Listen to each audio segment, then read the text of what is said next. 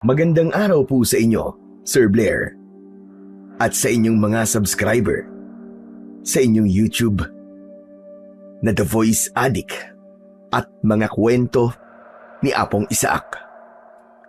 Ako po si JJ, 37 taong gulang sa kasalukuyan at isang mangingisda.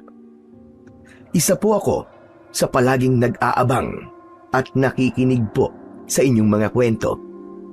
Alam nyo, itong pagkahilig ko po sa mga kwento nyo, nagsimula talaga sa misis ko. Siya itong laging nakaabang at nakikinig habang naglalaba o kaya naman ay naglilinis ng bahay.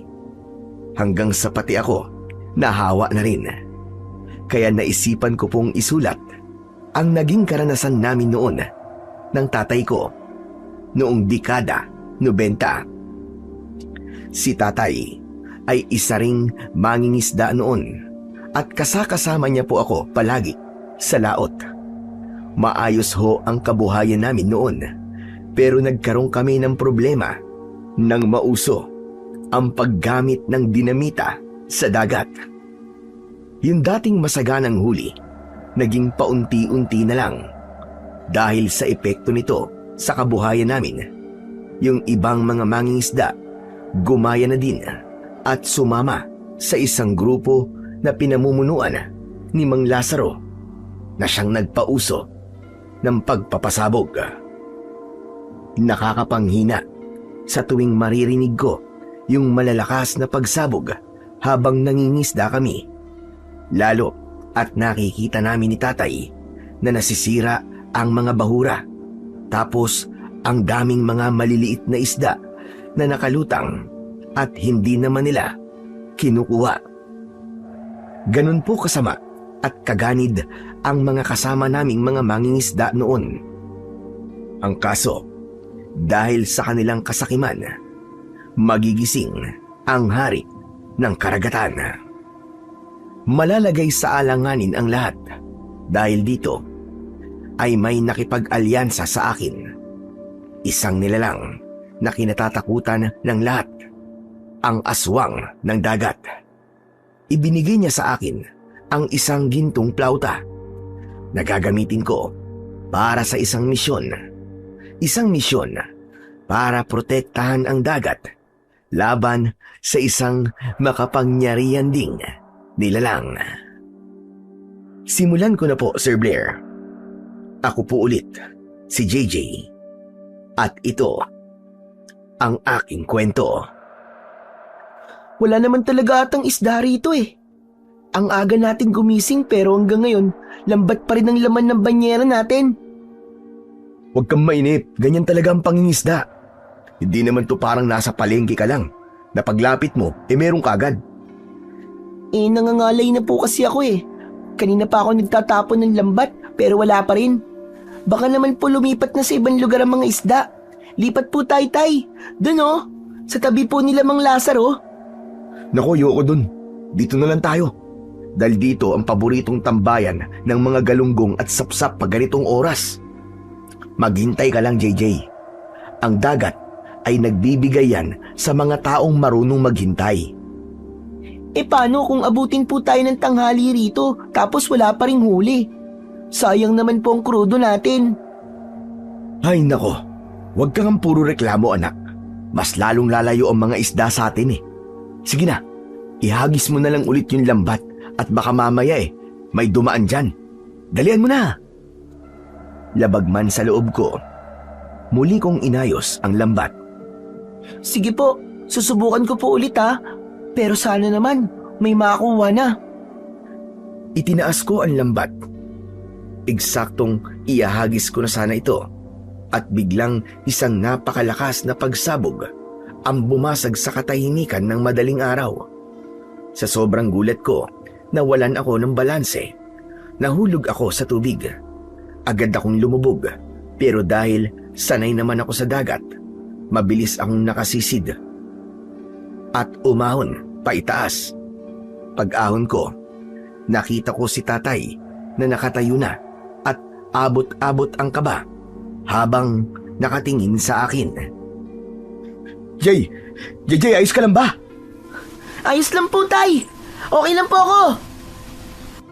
Kumapit ako sa gilid ng bangka at mabilis na sumampa pabalik. Basang-basa ako at nanginginig sa lamig. Sige na, hubarin mo na lang yung damit mo at itong long sleeve ko ang isuot mo para mabawasan ang panlalamig mo. Salamat po, Tay. Grabe ang lamig ng tubig. Nagulat talaga ako. Ang lakas po ng pagsabog na yun. Kaya nga ako man nagulat din dun sa pagsabog. Anak ng putya. Mga lintik talaga ang mga yan Sino po ba ang tinutukoy niyo, Tay? Sila Mang Tino at Mang Lazaro po ba? Sino pa ba? Sila lang naman ang walang pakundangan dito sa dagat. Akala mo sa kanila tong karagatan kumakagamit ng dinamita. Biglang hinampas ni Tatay ang gilid ng bangka dahil sa labis na pagkainis. Wala silang pakialam kung anong masisira nila. Basta makakuha lang sila ng maraming isda. Bigla ako natahimik, lalo na nang makita ko mula sa malayo na tuwang-tuwa ang grupo ni Mang Lazaro habang iniaangat ang mga panghuli nila ng isda. Tignan niyo po, Tayo. Ang dami nga nilang huling isda. Nakakainggit naman. Piyesta na naman sila. Tapos tayo dito, walang mahuli maski isa, Tay. Tay, bakit hindi na lang po natin sila gayahin? Anong sabi mo? Paano po kung gumaya na rin po tayo sa kanila? Total, madami naman po ang gumagawa niyan Magdinamita na rin po tayo para marami po tayong mahuli. Para marami na po tayong pera. Alam niyo ba yung kaibigan ko na anak ni Mang Tino? May bago po siyang sapatos. Tapos may mga damit at laruan din po siya. Mga branded po yun Ang sabi niya, dahil daw marami na silang pera. Kaya lahat ng gusto niya, nabibili na po ng tatay niya. Medyo huminto ako at tinansya kung ano ang magiging reaksyon ni Tatay. Nang makita kong tila nag-iisip siya, saka ako nagpatuloy. Di ba Tay, dati naman pareho lang tayong hirap sa pangingisda? Pero simula nung sumama siya sa grupo ni Mang Lazaro at natutong gumamit ng dinamita, biglang lumaki ang kita niya. Biglang ganda ang buhay nila. Pero Tay, tayo heto pa rin. Naghihintay ng himala habang sila nagpapakabusog lang. Mabilis po na mapuno ang banyera nila. Tama na. Hindi mo alam ang sinasabi mo, anak. Huwag mong ikukumpara ang pangingisda natin sa ginagawa nila. Dahil ang tawag doon, pandaraya. Pero Tay, ang hirap na po kasi ng buhay Pero Tay, kung gagamit din po tayo nun, baka po makabili na rin ako ng mga bagong gamit sa school o baka hindi na rin tayo kakapusin sa pambili ng bigas. Makinig ka sa akin mabuti, JJ Alam mo, yung paggamit nila ng dinamita sa pangingisda, hindi lang mga isda ang pinapatay nila. Dinudurog niyan, pati mga koralis sa ilalim. Alam mo ba kung gaano katagal bago mabuo mga koralis? Dekada, anak. Dekada. Tumayo si Tatay. Seryoso pa rin ang kanyang muka habang nakatingin sa mga dati naming kasamahan. At alam mo ba kung ano ang mangyayari kapag nawala mga koralis? Wala nang matitirhan ang mga isda. Pero Tay, sabi po ng kalaro ko, ayos lang naman daw yun. Malaki naman daw ang dagat Hindi ito mauubusan ng isda. Hindi totoo yun. Mauubos at mauubos ang isda rito kung hindi nila ititigil ang pagpapasabog nila. Huwag kang bumilib sa mga yan, anak. Gusto mo ba na paglaki mo, wala ka nang mapangisdaan? Siyempre, ayoko po nun, Tay. Oh, ayoko din nun, anak. Nakakalungkot. Nalulungkot talaga ako sa tuwing nakikita ko silang ganyan ng binabalahuran dagat. Yan ang bumubuhay sa atin pero unti-unti nilang pinapatay dahil sa kanilang kasakiman. Naupo si Tatay sa tabi ko at tinitigan ako sa mata. Alam mo ba, JJ, hindi naman ganito ang dagat natin dati. Noon, dun ka lang sa may tabi ng pampang, may makikita ka ng mga lumalangoy na isda Kahit mamasyal ka lang, may makukuha ka ng ulam. Ngayon, kailangan na nating lumayo ng lumayo para lang makahuli. Kasi wala na eh. Wala nang mga koralis dito. Sabog na sabog na.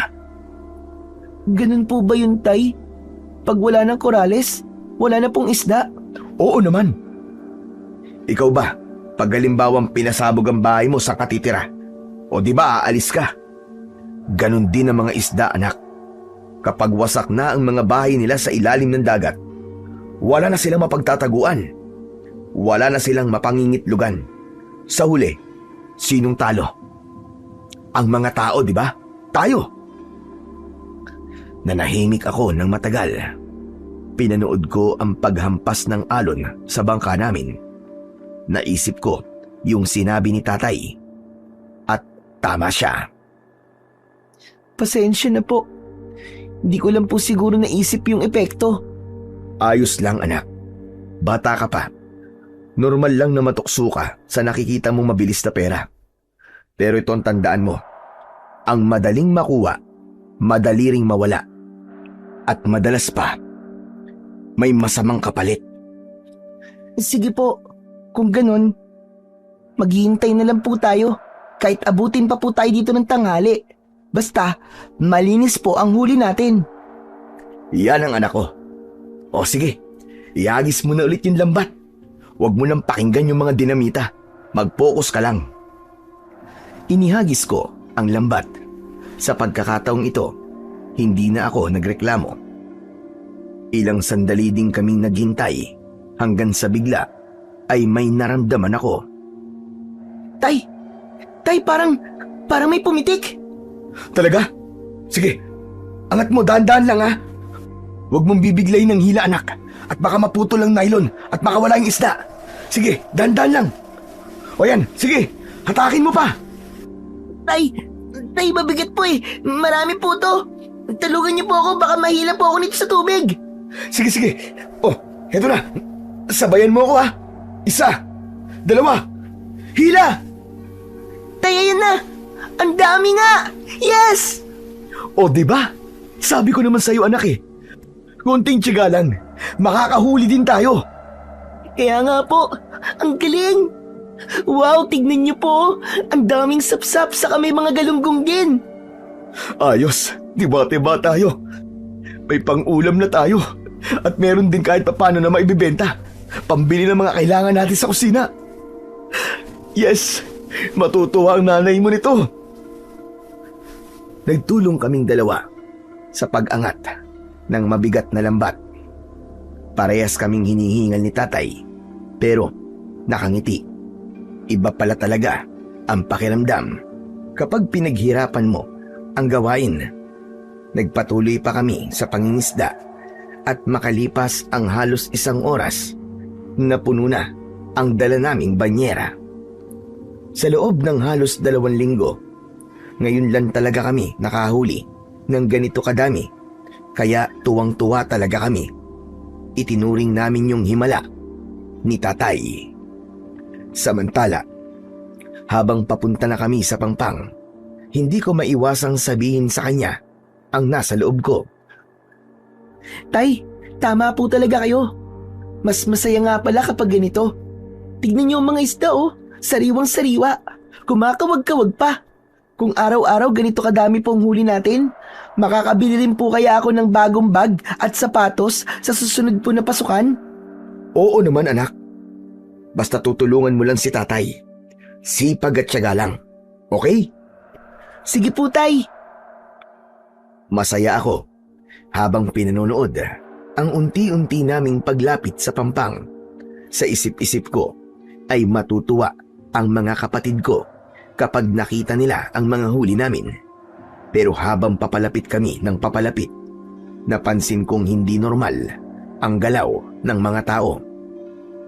Karaniwan sa mga ganitong oras ay mga komprador na o yung mga namimili lang ang nasa may bagsakan. Pero ng mga oras na yon ay sobrang dami ng tao. Halos buong barangay ay naroon. May mga tumatakbo at may mga sumisigaw. Tay, ano pong meron doon? Bakit parang nagkakagulo po sila? Di ko nga alam eh. Mamaya na natin alamin. Ihanda mo muna ang mga tali. Ilang sandali pa ay sumadsad na ang bangka namin sa buhangin. Hindi na kami nag-aksaya ng panahon. Mabilis kong tinalon ang tubig at hinila ang lubid para itali sa kawayang tulos. Si Itay naman, imbis na buhatin ang banyera ng isda, ay iniwan muna ito sa bangka. Diyan ka lang muna. Huwag mong iiwan ang bangka natin. Natigilan ako sa utos ni tatay. Napasunod ang tingin ko sa kanya habang siya ay naglalakad palayo sa akin. Papunta siya doon sa may bagsakan. Pero dahil sa kuryosidad, hindi ako nakatiis. Nang matapos kong itali ang bangka, agad na rin akong sumunod sa kanya. Hoy, ba't mo iniwan ang bangka natin, anak? Di ba sabi ko ay doon ka lang? Tay, gusto ko din po makiusyoso eh. Okay lang po yun. Natatanaw pa naman po natin ang bangka. Wala naman po sigurong magtatangkang magnakaw ng mga isda natin. Ay nako, bahala ka nga o siya. Bilisan natin. Habang papalapit kami, ay may narinig akong umiiyak ng malakas. Nakita ko ang kalaro ko na kinikwento ko kay tatay. Hindi lang siya basta umiiyak, sumisigaw din siya, kasama ang nanay niya at mga kapatid. Nakipagsiksikan kami sa mga tao. Makikiraan po! Makikiraan lang po! Nang makarating ako sa unahan, natigilan ako sa aking nakita. Para akong binuhusan ng malamig na tubig. Sa loob ng bangka na pinalilibutan ng mga tao ay may nakahigang lalaki. Duguan siya. Si Mang Tino pala yun. Ang tatay ng kalaro ko. Pero halos hindi ko na siya makilala. Napatakip ako sa aking bibig nang makitang putol ang mga kamay niya. Durog na durog ang laman at buto, habang ang dugo ay patuloy na bumubulwak. May mga paso din siya sa muka at leg, at ang buhok niya para bang nasunog sa apoy. Sa gilid ay nakita ko ang isang mangingisda na kasama ni Mang Tino. Tulala siya at nakaupo lang sa buhangin habang nanginginig. Hindi pa ba dumarating ang ambulansya? Bakit napakatagal? Tawagan niyo nga ulit! Galit at taranta ang boses ni Mang Lazaro habang pabalik-balik sa paglalakad. Nakita kong lumapit si tatay sa kanya. Ano ba nangyari sa kanya, pare? Nasabugan ng dinamita. Hindi niya kasi kagad naihagis eh. Sinisigawan ko na siya. Ang sabi ko, itapon mo na, itapon mo na. Pero wala eh.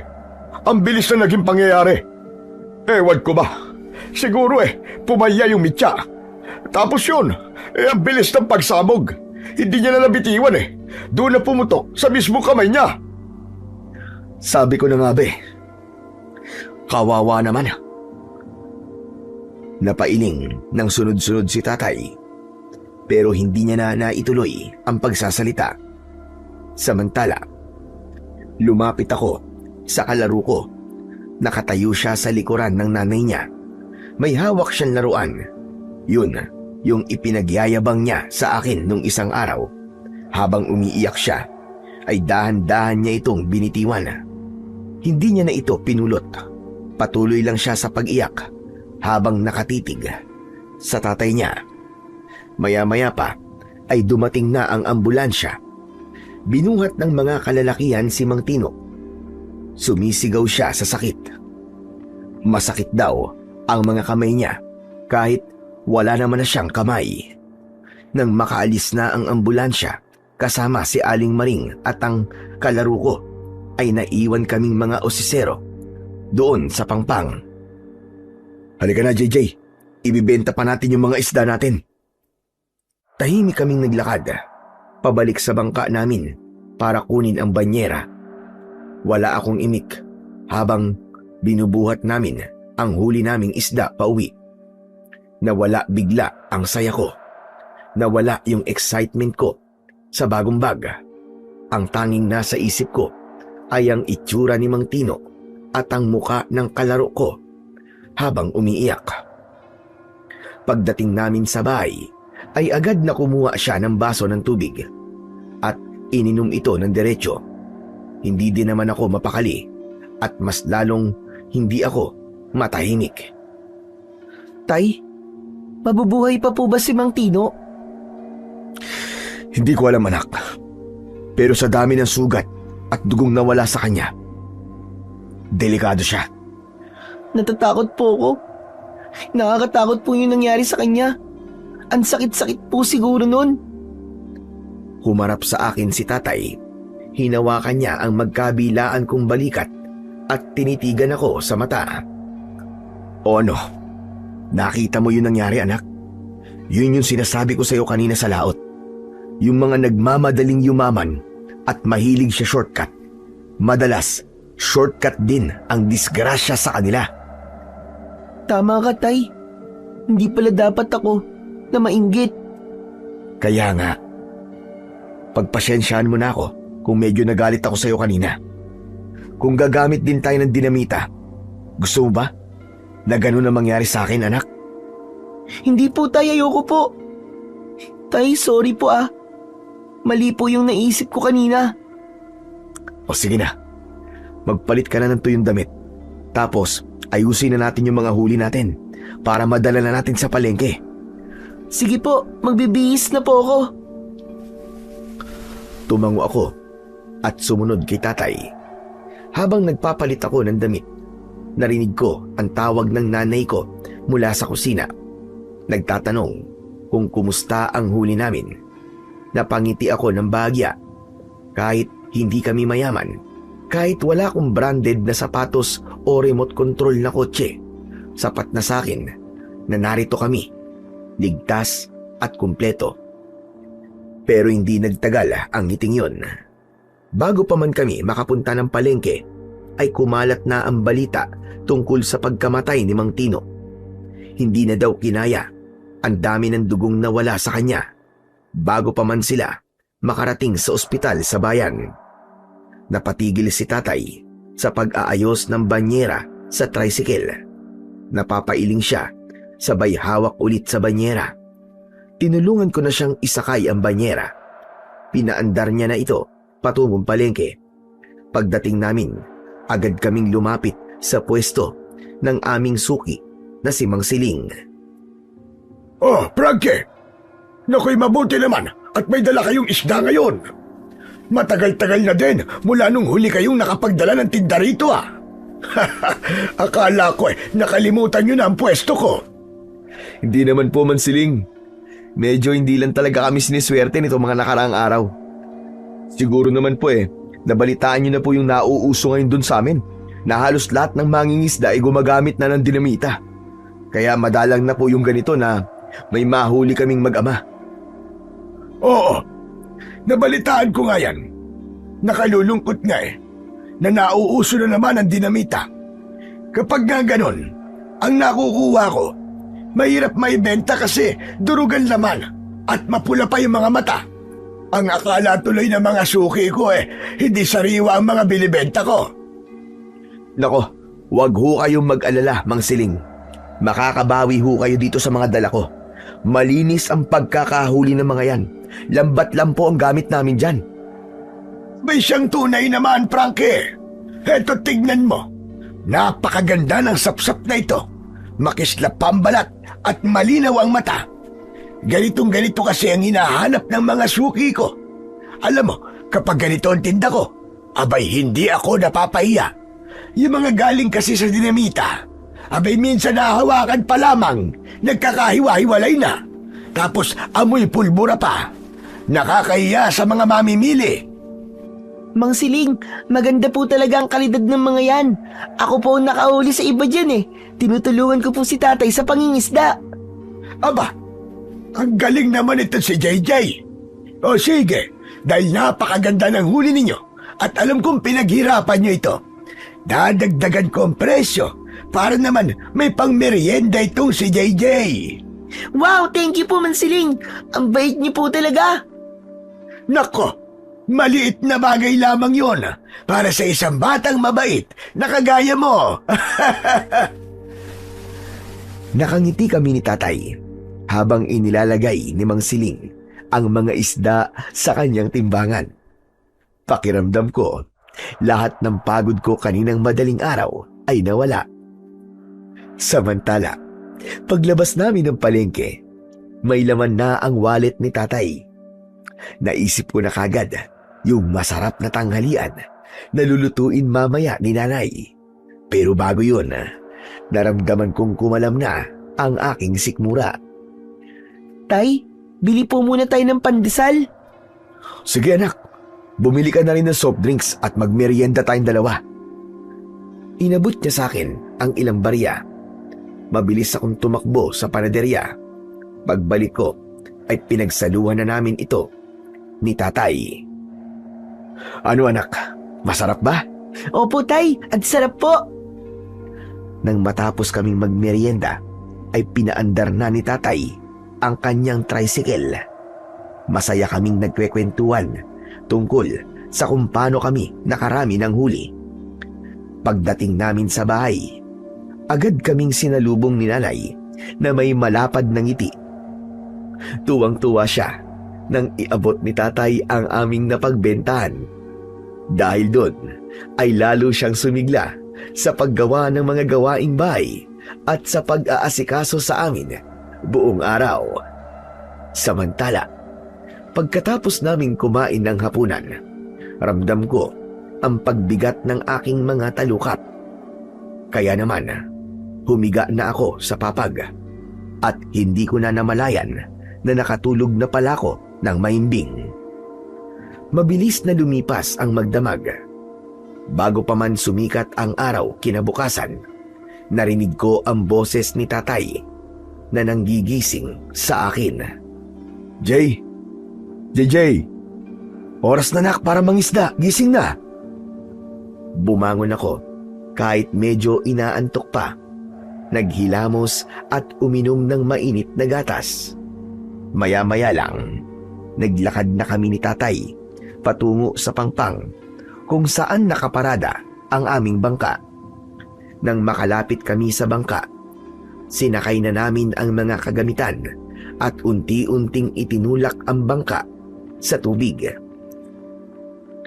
Nang nasa laot na kami ni tatay, isang pamilyar na tunog ng motor ang narinig namin mula sa di kalayuan.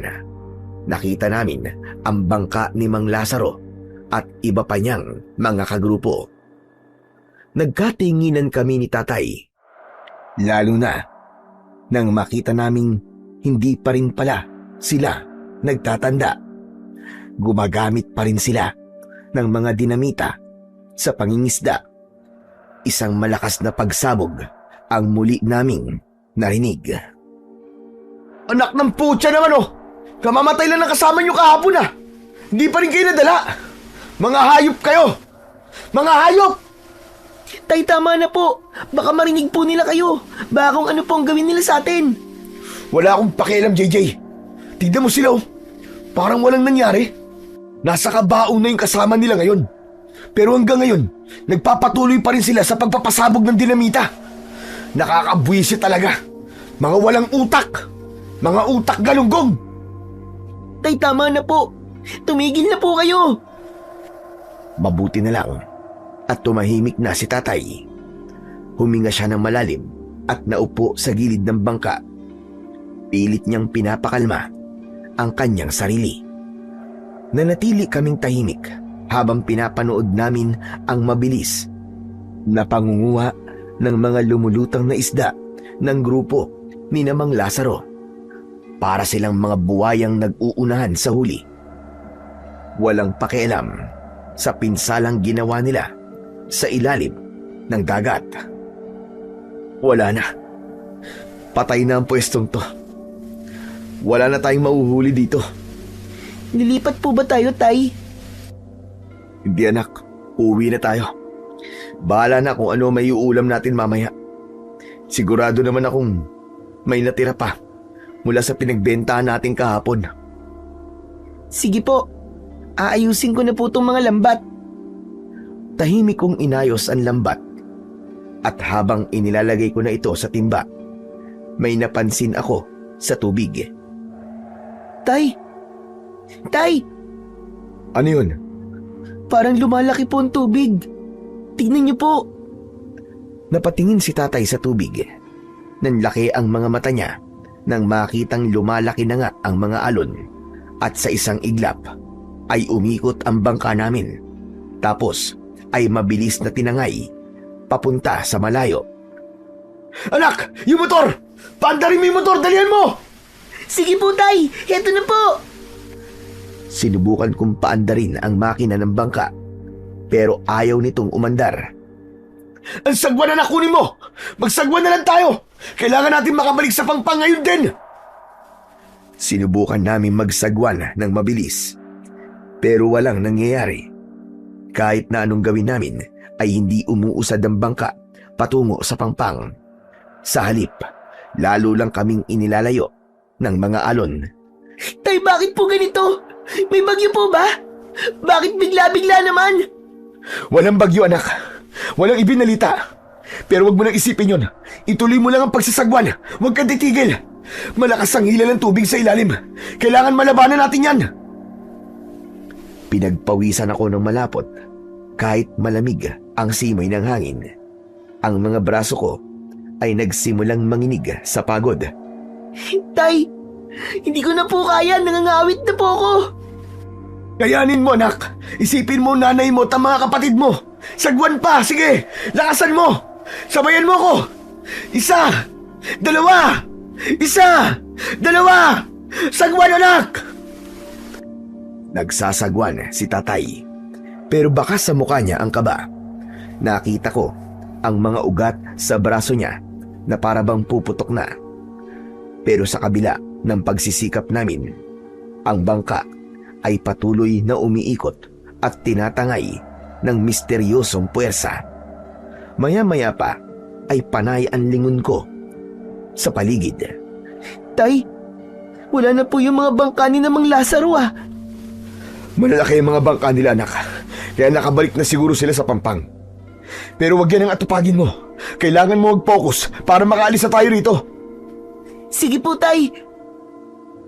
Diyos ko, ano ba nangyayari? Tulungan niyo po kami ng anak mo nang makauwi ng ligtas. Biglang may narinig kaming malakas na ugong.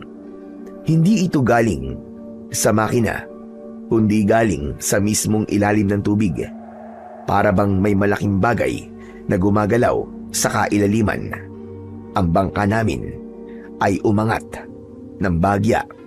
Pagkatapos ay mabilis na bumagsak sa tubig. Tay, natatakot na po ako. Baka mahulog po tayo sa tubig, Tay. Kumapit ka sa katig, anak. Bitiwan mo na ang sagwan. Binitiwan ko ang sagwan at yumakap sa kahoy na katig ng bangka. Ang dagat ay naging mas magulo. Ang mga alon ay hindi na nanggagaling sa iisang direksyon. Nagbabanggaan na sila sa paligid namin. Hanggang sa isang malaking alon ang humampas sa gilid ng bangka namin. Muntik na kaming tumaob. Pumasok ang tubig sa loob ng bangka. Limasin mo ang tubig, anak! Limasin mo, dali! Bumitaw ako sa katig at kinuha ang panlimas. Mabilis kong nilimas ang tubig habang si tatay ay patuloy sa pagsasagwan. Pero wala talaga kaming puwersa. Tay, hindi na po ba tayo makakabalik? Mamamatay na po ba tayo dito? Hindi, anak. Hindi tayo mamamatay. Huwag mong iniisip yan. Binitiwan ni tatay ang sagwan at niyakap niya ako ng maigpit. Kumapit ka sa akin, JJ. Huwag kang bibitaw kahit na anong mangyari. Biglang tumaas ang tubig sa harap namin. Parang isang pader na tubig yon. Mabaho ito, para bang pinaghalong amoy ng pulbura at amoy ng nabubulok na isda. Tay! Pikit, JJ! Pikit! Bago pa man humampas ang tubig, narinig ko ang boses ni tatay na nagdarasal at narinig ko rin ang isang tunog. Parang maraming boses na sumisigaw mula sa ilalim ng dagat. Mga boses na galit. At pagkatapos, nilamon na kami ng dilim. Hindi ko na alam ang nangyari pagkatapos mangyari nun. Basta nagising ako nang maramdaman ko ang init ng araw na tumatama sa mukha ko. Bigla kong napaubo. Umpo ako, sabay suka ng tubig alat. Ang sakit ng dibdib ko. At parang binibiyak ang ulo ko sa sakit at hilo. Kinusot ko ang mga mata ko at doon ay nakita kong nasa pampang ako. Pero hindi sa amin. Iginala ko ang aking paningin sa paligid. Maputi ang buhangin. Wala din akong nakikitang mga kabayan. Masyado ding tahimik. Bigla akong kinabahan. Alam ko kung nasaan ako. Bakit ako napadpad dito sa isla ng mga aswang? Maliit pa ako ay alam ko na ang kwento tungkol sa isla na yon. Madalas akong takutin ng lolo ko noon tungkol sa lugar na yon. Sabi niya, walang mangingisda na nangangahas na pumunta rito. Pinamumugaran daw ito ng mga aswang dagat tulad ng Magindara. Sabi ni lolo ko dati, ang mga Magindara daw ay hindi katulad ng mga sirena na magaganda at mababait. Ang mga aswang daw na ito ay kumakain ng tao. Bigla kong napatayo nang maalala ko si tatay. Tay? Tay, nasa na kayo? Tay! Nanginginig ang mga tuhod ko. Inikot ko ang paningin sa buong pampang. Wala talagang tao. Wala rin ang bangka namin. Ako lang mag-isa sa isla. Nagsimula akong kabahan. Tay! Tatay! Walang sumagot. Tanging mga hampas lang ng alon ang naririnig ko. Tay, nasa na po kayo? Tay! Diyos ko, sana ligtas din ang tatay ko. Parang awa niyo na po. Napaluhod ako sa buhangin at doon na ako nagsimulang umiyak. Ang lakas ng hagulgul ko. Naisip ko kasi na baka patay na ang tatay ko. Takot na takot din ako dahil baka hindi na ako makauwi at baka lapain na ako ng aswang sa isla. Samantala, sa gitna ng pag-iyak ko, bigla akong natigilan. May narinig ako. May kumakanta. Napakaganda ng boses niya. Tapos ay may sumunod na tunog. Para bang nagpapatugtog siya ng plauta. Napapikit ako. Ewan ko ba, pero biglang gumaan ang pakiramdam ko nang marinig yun. Yung takot ko kanina ay dahan-dahang nawala. Gumaan na ang pakiramdam ko. Tapos ay nakaramdam ako ng parang gusto kong sundan yung tunog. Hanggang sa kusang gumalaw ang mga paa ko. Tumayo ako at naglakad papunta sa direksyon ng musika. Naglakad ako hanggang sa makarating sa isang malaki at malapad na bato sa dalampasigan. Nang makalapit ako, nakita ko sa likod nito ang isang nilalang na nakatalikod. Tinakpan ko ang bibig ko. Ang nilalang na ito ay may mahabang buhok na itim at mula bewang niya pababa. Hindi paa ang nakita ko. Isang mahaba at makintab na buntot ng isda. Kulay asul at berde ang mga kaliskis nito na kumikinang. Akala ko sirena dahil sa ganda ng tugtog at sa pasalit-salit na pagkanta niya ay nakalimutan ko na ang kwento ni Lolo. Lumapit pa ako pero bigla may natapakan akong isang matulis na shell hanggang sa napaigik ako. Bigla siyang tumigil sa pagkanta. Tumigil din siya sa pagtugtog ng plauta. Dahan-dahan ding lumingon ang nilalang sa akin. Hello po. Kumusta po kayo? Magalang pa akong bumati. Pero nang tuluyan siyang nakaharap na sa akin, nanlambot ang mga tuhod ko at napaupo ako sa buhangin.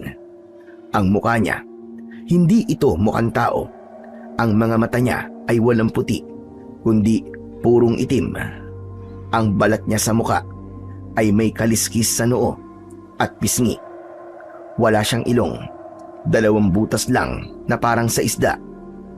At nang ibuka niya ang kanyang bibig, nakita ko ang hanay ng mga ngipin na parabang karayom, matutulis at dikit-dikit. Hindi siya sirena, kundi isang magindara. Wag po. Wag niyo po akong kainin. Parang awa niyo na po. Bata pa po ako. Tsaka payat po ako. Hindi po ako masarap. Wala po akong laman. Napaatras ako gamit ang mga kamay at paa ko. Pero dahil sa tindi ng kaba ko, parang hindi naman ako nakakaalis sa pwesto ko. Kahit na anong padyak ko sa buhangin ay naroon pa rin ako sa harap niya. Wala na akong nagawa kundi takpan ang mukha ko gamit ang 2 braso ko. Hinintay ko na lang nakagatin niya ako. Pero lumipas ang ilang segundo, wala namang nangyari. Bakit ka natatakot, bata? Nagulat ako nang magsalita siya. Ang boses niya ay hindi nakakatakot. Yung pa rin ang boses niya nung kumakanta siya kanina. Maganda at malumanay. Dahan-dahan kong inalis ang harang sa mukha ko. Nakatingin pa rin siya sa akin. Hindi siya gumagalaw para atakihin ako. Nakaupo pa rin siya habang hawak ang isang bagay na parang plauta. Hindi niyo po ba ako kakainin? Hindi ako kumakain ng mga inosenteng katulad mo. Lalo at matagal na namin kayong pinanonood ng tatay mo, JJ. Hala, kilala niyo po ako? Oo naman, kilalang kilala kita. Kasi tanging kayo lang ng tatay mo ang mangingisda na hindi gumagamit ng pampasabog. Kayo na lang ang tanging rumirespeto sa dagat. Lumapit siya ng bahagya sa akin. Gumapang siyang parang ahas, pero habang palapit siya, nawala na yung takot, lalo na at nakita ko sa mga mata niya yung lungkot. Alam mo ba, galit na ang mga kauri ko dahil sa walang habas nilang paglapastangan sa tubig. Hindi nila alam, marami na sa amin ang namatay. Nahihirapan na din kaming huminga sa ilalim ng tubig dahil sa lason at pulbura. Kaya kailangan mo kaming tulungan, JJ. Ha? Po? Kailangan mabigyan ng leksyon ang mga mangingisdang yon na pumapatay sa karagatan. Tulungan mo kami. Tulong? Paano po? Isa lang po akong bata eh. Ano pong magagawa ko laban po sa grupo nila Mang Lazaro? Saka bakit po ako? Kayang-kaya niyo naman po silang bigyan ng leksyon, di ba? Malakas po kayo at makapangyarihan. Hindi ba? Napalaki niyo nga po yung alon kanina. Hindi kami ang gumawa ng alon na yon, JJ. Ang hari ang gumawa nun. Po? Ang hari? Oo. Ang hari ng karagatan. Nagising na siya. Galit na galit siya sa ingay at ang alon kanina, babala pa lang yon. Kapag hindi tumigil ang mga tao sa pagsira sa bahay niya, lilikha siya ng bagyo na magpapalubog sa buong baryo ninyo. Walang matitira. Pati kami, mawawasak. Huwag naman sana. Nandun ang nanay at mga kapatid ko. Kaya kailangan mong kumilos, JJ. Ikaw ang pinili naming humarap sa kanya dahil malinis ang puso mo. Pero paano po? Matatapang po yung grupo na yun eh. Ayaw po nila magpaawat. Tapos minsan, may mga dala pa po silang barel. Hindi mo dapat nakatakutan yon. Ang dapat mong katakutan ay ang lalaki na kasama nila na kinatatakutan din namin. Po? Ano pong ibig niyo pong sabihin? May lalaki doon na may taglay na itim na kapangyarihan. Delikado siya. Kaya hindi kami makalapit sa kanya. Kasi napapaso o nasasunog kami sa mga orasyon niya. Nakakatakot naman po. Pero paano ko po siya makikilala at paano ko po siya matatalo? Wala naman po akong kapangyarihan eh. Meron, JJ. Dahil bibigyan kita. Iniabot niya sa akin ang kanyang plauta. Tinanggap ko ito. Nang mapasakamay ko ito, ay saka ko lang napansin na lumang-luma na ito at kulay berde na dahil sa dami ng lumot na nakakapit. Meron ding mga maliliit na kabibe na nakadikit sa dulo. Para saan po ito? Ang plautang yan ay regalo sa amin ng hari nung unang panahon. May kapangyarihan yan. Basta't alamin mo lang kung paano gamitin. Hanapin mo ang taong nakakaalam sa musika na makapagpapalabas ng kapangyarihan yan. At siya ang magtuturo sa'yo. Sino pong tao? Malalaman mo rin, JJ. Basta't ingatan mo yan. Huwag mong iwawala. Sige po. Salamat po dito. Asahan niyo po na gagawin ko po makakaya ko. Teka, nasan na nga po pala ang tatay ko? Okay lang po ba siya? Ngumiti ang Magindara. Sa pagkakataong ito, hindi na nakakatakot ang ngipin niya. Nawala na yung matutulis at naging parang normal na ngipin na lang ng tao. Huwag kang mag-alala. Ligtas ang ama mo. Naroon siya sa kabilang bahagi ng isla. Maimbing na natutulog sa loob ng bangka ninyo. Salamat naman. Akala ko po kasi kung napano ng tatay ko eh. Salamat po sa inyo ah. Maraming salamat po talaga. Pero, paano po nangyari na nakaligtas po kami sa malahiganting alon na yon? Ako at ang mga kauri ko ang nagligtas sa inyo. Hala, maraming salamat po talaga sa inyo. Kundi po dahil sa inyo, baka nawala na po kami ngayon. Utang namin sa inyo ang buhay namin. Huwag mong isipin yon, JJ. Alam kong mababayaran mo rin ang tulong na ginawa namin. Malaki ang tiwala ko sa iyo. Ikaw ang makapagliligtas sa mga tao rito, pati na rin sa aming mga taga-dagat. Hindi ko po alam kung paano po mangyayari yon, pero asahan po ninyo na gagawin ko po ang lahat ng makakaya ko. Sige po, pupuntahan ko na po ang tatay ko. Sige, puntahan mo na, bago pa siya magising at mag-alala ng gusto. Akmang tatakbo na sana ako, pero bigla siya ulit nagsalita. Kaya napalingon ako. Sandali lang, JJ. Ngayong kalmado ng dagat, dito na kayo mangisda ng tatay mo sa parting ito ng isla. Maraming isda ngayon dito. Talaga po? Oo. Nararapat lang na handugan ko kayo. Ihagis nyo ang lambat bago kayo umuwi. Mapupuno yan ng isang klase ng isda. Mga isdang dapa. Isdang dapa? Oo. Yun ang magiging simbolo ng aming pakikipag-alyansa sa inyo.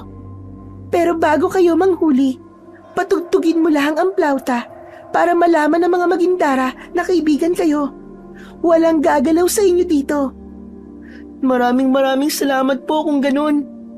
Walang anuman sa iyo, JJ. Alam niyo po, ngayon ko lang po napatunayan na mali pala yung mga kwento sa amin na masasama po kayo. Mababait naman po pala kayo eh.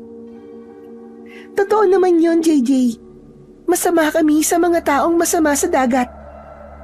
Sige na, humayo ka na. Gisingin mo na ang iyong ama. At palagi kang magpapakabuti. Tumalikod na ang Magindara at dahan-dahang lumusong sa tubig. Nakita ko pa ang paghampas ng buntot niya bago siya tuluyang nawala sa ilalim ng dagat. Tumakbo na ako ng mabilis papunta sa kabilang bahagi ng isla. Hindi ko na ininda ang mga bato at shell na naaapahan ko. Hawak ko ng maigpit ang plauta sa kanang kamay ko. Pagdating ko sa kabilang bahagi ng isla ay nakita ko na ang bangka namin.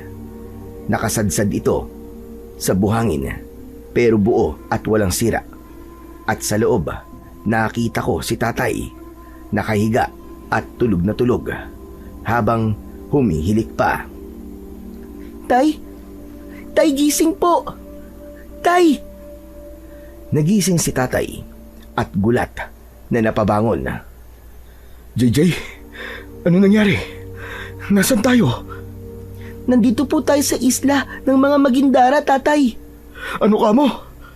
Aba, paano tayo napunta dito? Delikado dito, anak. Hindi tayo dapat nandito. Tay, sandali lang, huminaon po kayo. Hindi niyo po kailangan matakot. Napakamot sa ulo si tatay. Halatang nagtataka kung paano kami napunta doon at kung bakit buhay pa kami. Anak, buhay pa ba tayo? Oo naman po, buhay na buhay. Talaga? Paano nangyari yun? Naguguluhan ako, anak. Akala ko, namatay na tayo dun sa dambuhalang alon na bumangga sa atin kanina. May nagligtas po sa atin. Nagligtas? Sino? Mahabang kwento po tay eh. Mamaya ko na lang po sasabihin. Mabuti pa po, mangisda na po tayo. Mukhang maraming isda dito eh. Ano? Dito? Huwag dito, anak. Mabuti pa umuwi na tayo. Tay, subukan lang po natin. Wala naman pong masama eh. Napatitig sa akin si tatay. Nang makita niyang seryoso ako, tumayo na siya at inayos ang aming mga gamit at bangka. Samantala, habang ginagawa niya yon, ay nilinis ko naman ang plauta na hawak ko. Inalis ko ang mga lumot at pinunasan ko ng aking suot na damit. Bagamat hindi tuluyang nalinis yun, ay sapat na yon para hindi ako mandiri kung sakali na ilapat ko sa aking bibig. Sumakay na kami sa bangka at nagsimulang magsagwan si tatay. Nang medyo makalayo na kami sa pangpang, doon namin inihagis ang lambat. At laking gulat ni tatay nang makitang nagkakawagan ang mga isda na nahuli namin. Naramdaman namin ang matinding bigat. Aba, anak! Totoo nga! Madaming ang isda dito! Halika, JJ! Tulungan mo ako! Ang bigat! Sabay naming hinila ang lambat at laking gulat namin nang makita ang kumikislap na laman nito. Punong-puno ito ng malalaki at sariwang isdang dapa. Himala to, anak. Ngayon lang ako nakakita ng ganito karaming isdang dapa. Sa isang hila lang. Tay, handog daw po yan sa atin ng mga kakampi po natin sa dagat. Ha? Kakampi? Sino, anak? Yung mga aswang po dito sa isla, tay. Yung mga Magindara po. May nakausap po kanina nung magising po ako. Teka. Ano bang pinagsasasabi mo, JJ?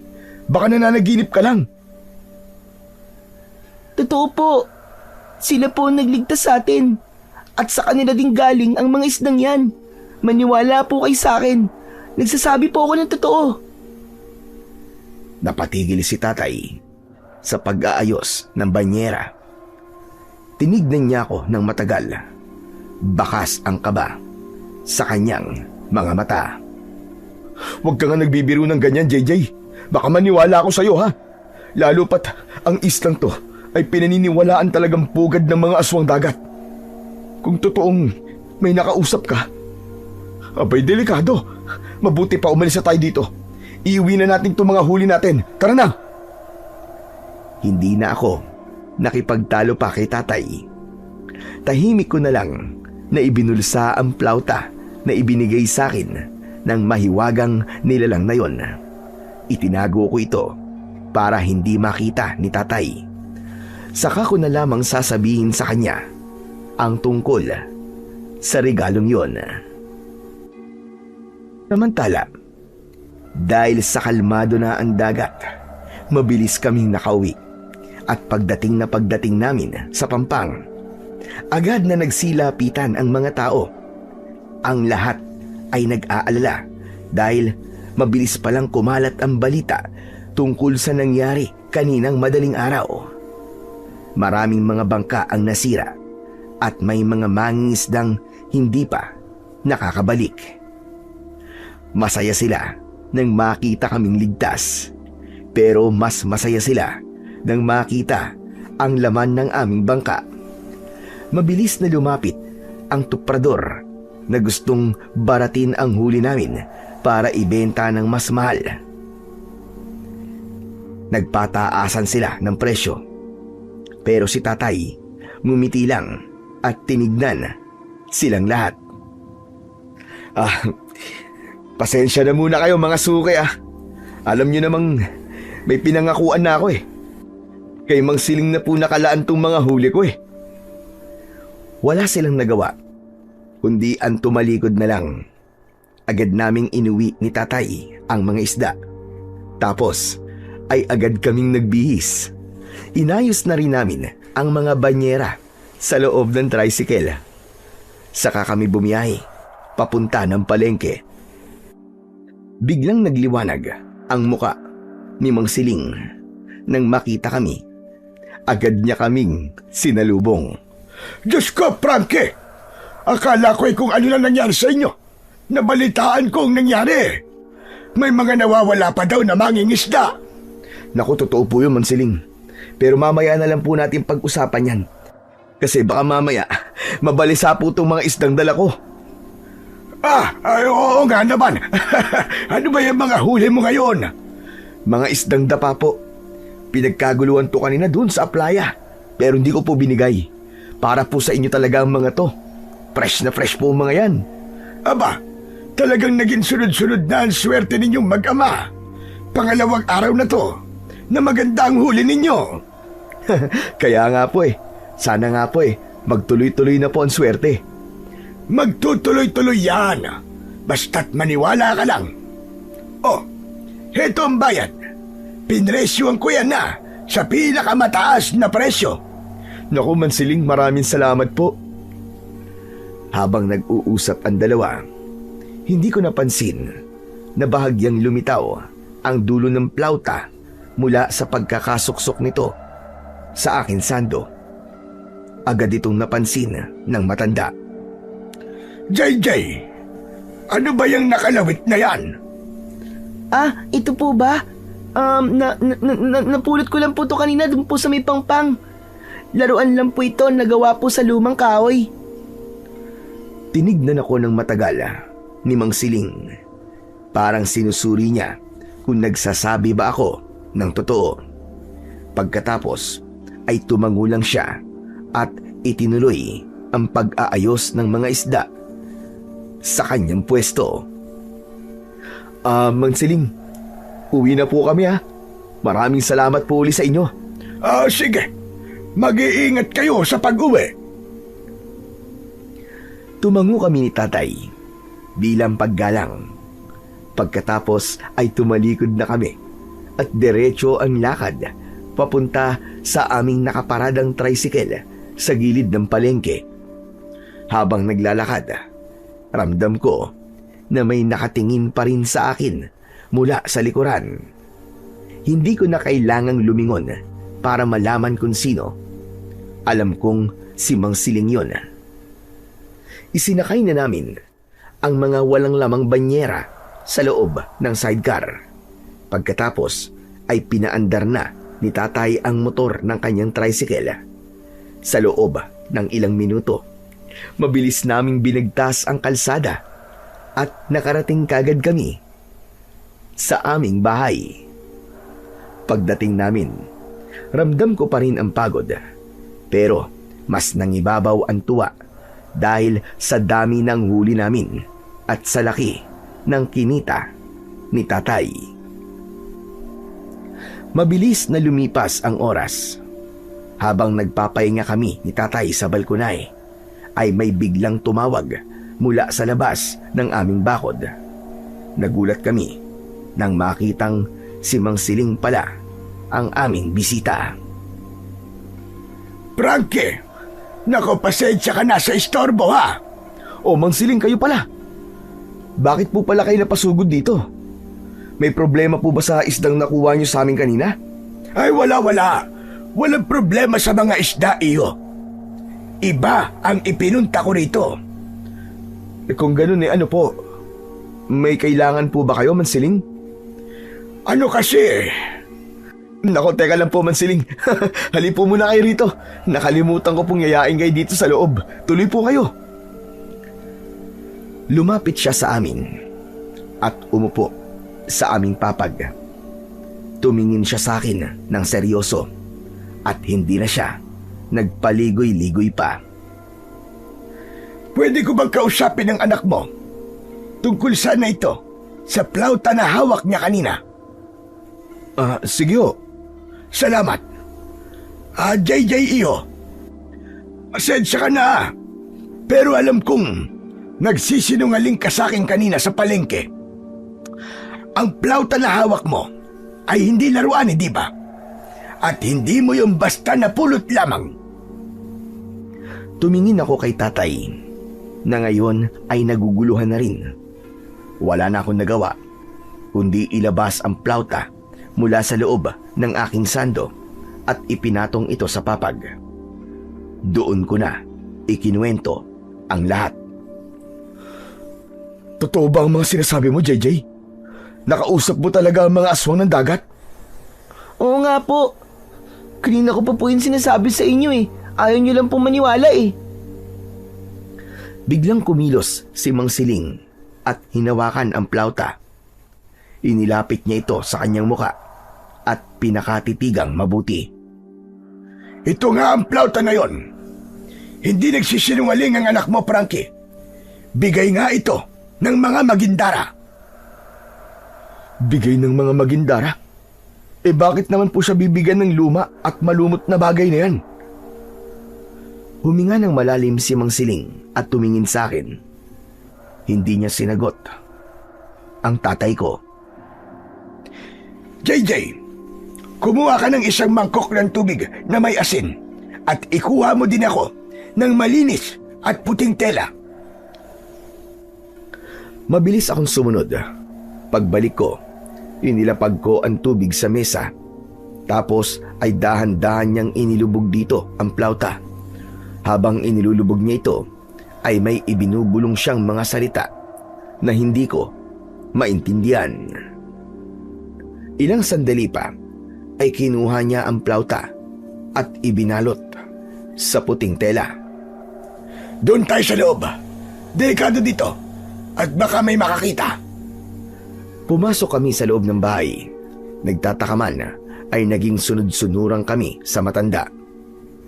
Sa loob ay dahan-dahan niyang hinaplos ang makapal na lumot at dumi gamit ang tela. Nakita ko na parang kusang natutuklap ang kulay berdeng balot ng plauta. Nang matapos ang paglilinis, nanlaki ang mga mata ni tatay. Maging ako ay napanganga din sa nakita ko. Ang plauta ay hindi pala gawa sa kahoy. Ito ay gawa sa purong ginto. Ayon na rin kay Mang Siling, kumikinang ito ng gusto ng itaas ng matanda. Ginto? Ginto nga! Ginto nga, Mang Siling! Totoo ba? Purong ginto ang hawak mo? Hindi ka nagkakamali, Frankie. Ginto ito. Pero hindi ordinaryong ginto na nahuhukay sa lupa. Ginto ito ng dagat. Ibinaba ni Mansiling ang plauta sa mesa nang may pag-iingat. Maya-maya pa ay napatingin ako sa matandang tindero. Mang Siling, kanina ko pa po gustong itanong, paano niyo po nalaman ang tungkol sa plautang yan? At saka, bakit niyo po alam na pagmamay-ari po yan ng Magindara? Ang pamilya ko ay may mahabang kasaysayan sa pakikipag-ugnayan sa mga nilalang ngayon. Ang lolo ko ay isang dating albularyo. Nung bata pa ako, nakakita na ako ng ganyan. May ganyan din siya. Bigay ng isang Magindara. Talaga po? Kaya pala kabisadong-kabisado niyo po. Abay, oo naman. Alam mo ba, sabi ng lolo ko, ang plautang yan ay galing sa kaharian sa ilalim. Hindi yan ibinibigay sa kahit na sino lang. Ibinibigay lang yan sa taong may malinis na layunin sa dagat. Kaya nang makita ko yan sa bewang mo kanina sa palengke, alam ko na kagad na galing yan sa isla ng mga aswang na dagat. Parang gusto ko pong mapakinggan ang kwento tungkol po sa lolo nyo. Gusto ko pong malaman kung bakit siya binigyan. Binigyan siya nito noon dahil sabi ng Magindara ay nanganganib na ang dagat. Kaya naman, malamang sa malamang, yun din ang rason kung bakit ka binigyan yan. Tama ba ako o mali? Tama po kayo. Binigay po sa akin to kasi ako daw po ang karapat-dapat na maging protektor ng dagat. Protektor? Ikaw?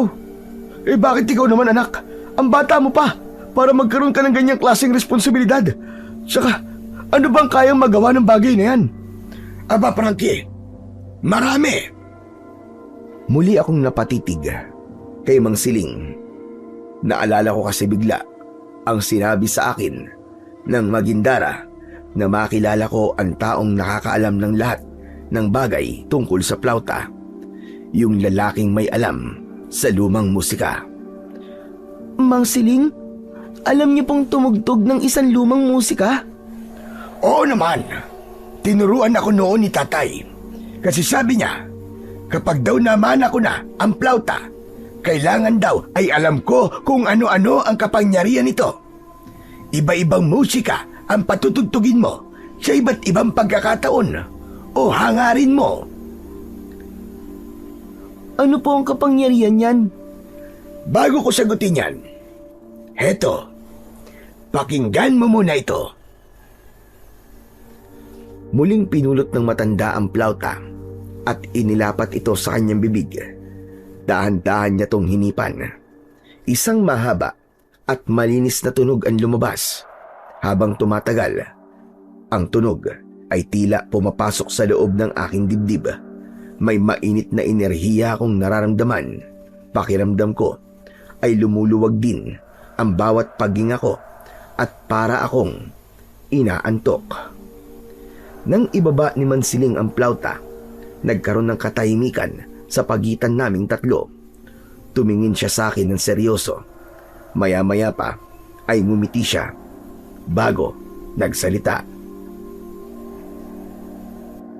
JJ, maaari mo ba sabihin sa akin kung ano pa ang sinabi sa'yo ng Magindara?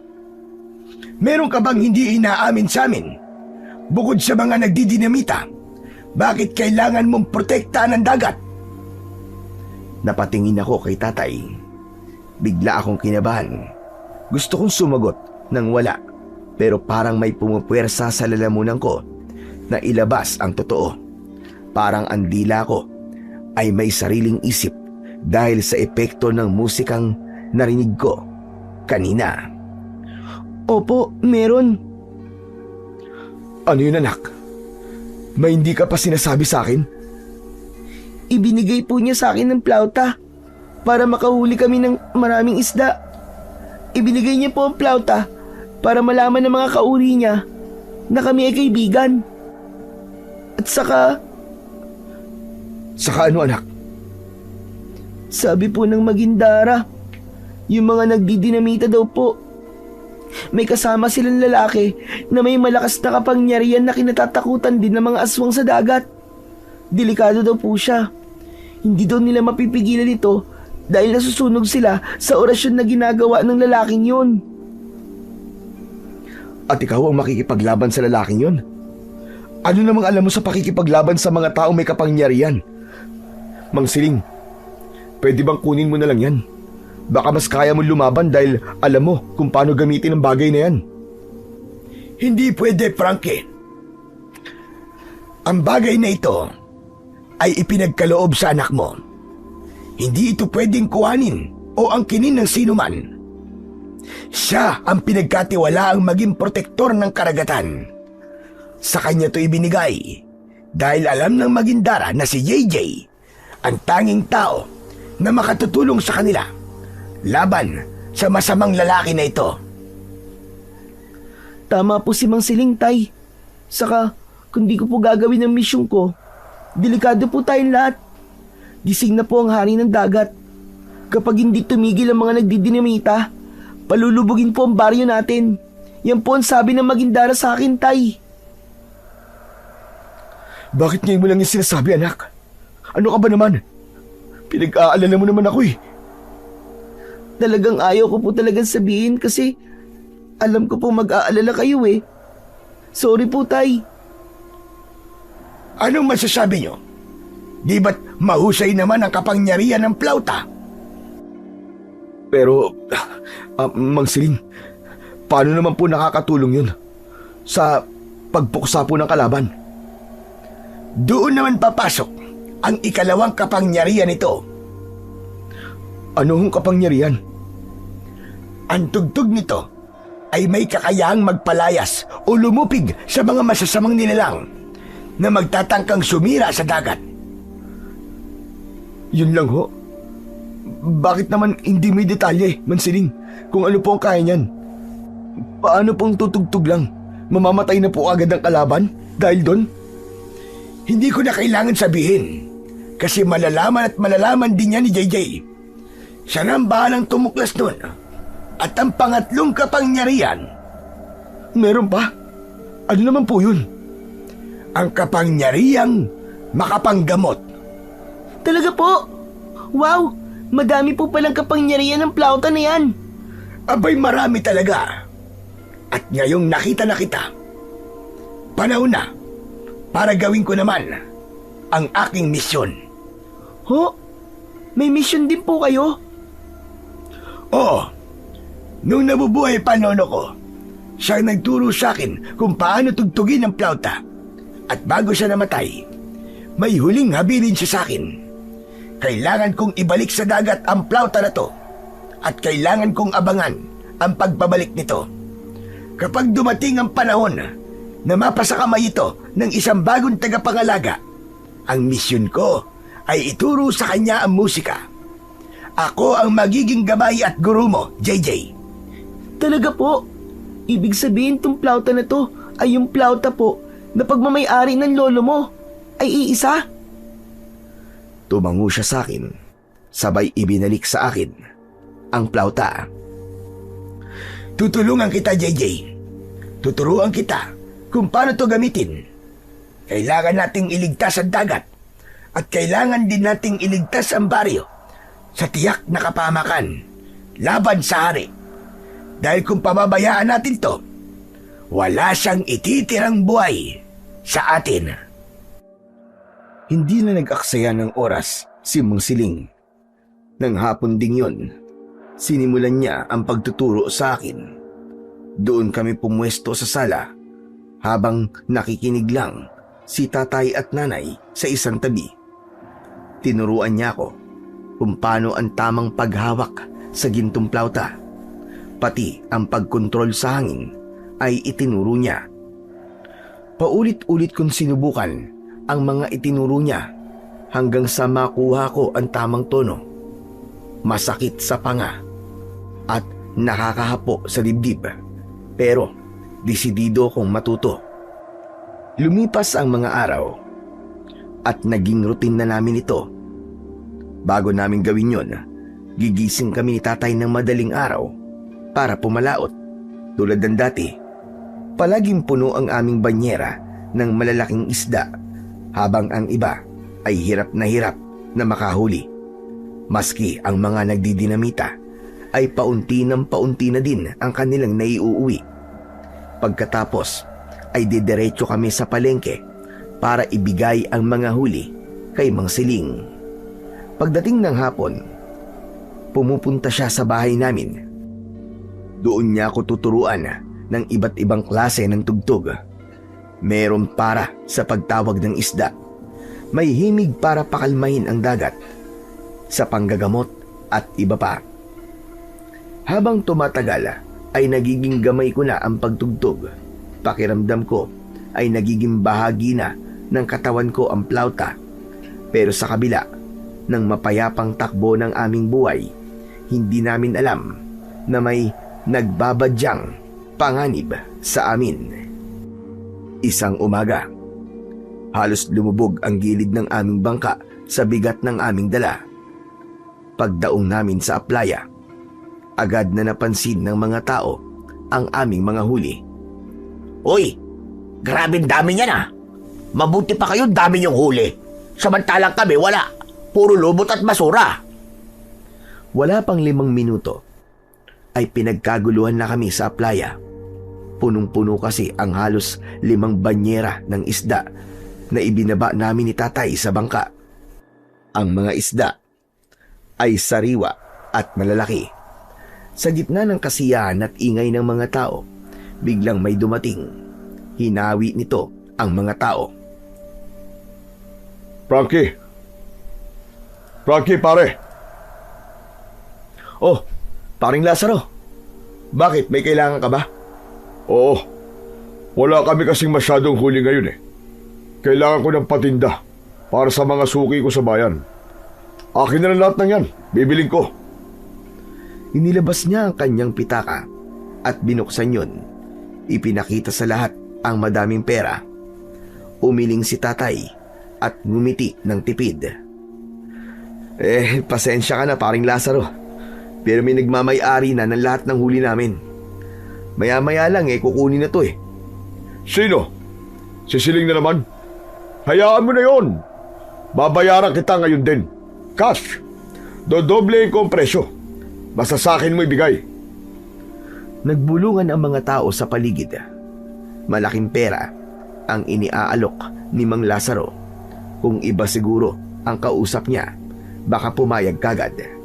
Pero kilala ko si tatay. Meron siyang isang salita. Lazaro, nakakaya sa suki ko eh. Kung ibibenta ko to sa iba, lalo na at nangako na ako. Hindi pera ang habol ko, kundi ang tiwala niya. Grabe ka naman.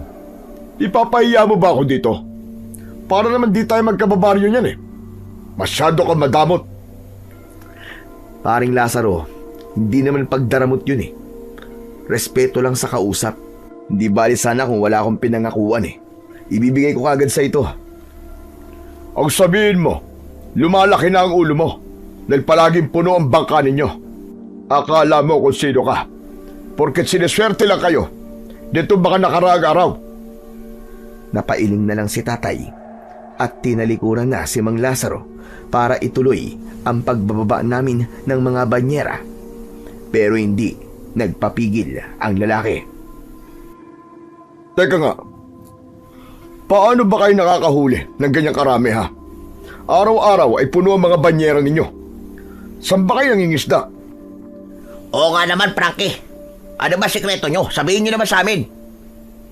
Wala kaming sikreto. Sa laot lang din kami nangingisda.